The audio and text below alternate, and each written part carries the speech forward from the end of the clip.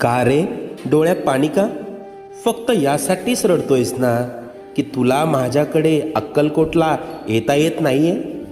इतर लोक जातात आणि तुला मात्र परिस्थितीने बांधून ठेवलंय, याचंच वाईट वाटतंय ना? तू अक्कलकोटला येऊन त्या गर्दीत मला शोधतोस, पण मी मात्र तुझ्या घराच्या देव्हाऱ्यात मांडी घालून बसलोय.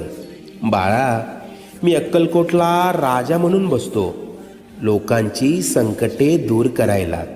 तुझ्या घरात तुझे आईबाप म्हणून वावरतोय, तुझ्या कुटुंबाला सांभाळायला. आजपर्यंत तुझ्याबरोबर जेवढं वाईट व्हायचं होतं ते होऊन गेलंय. आता येथील सुखाचे सोन्यासारखे दिवस. हृदयाजवळील माझ्या भक्तांना पाठवून दर्शन घडव. निश्चिंत राहा, सगळं मनासारखं होईल.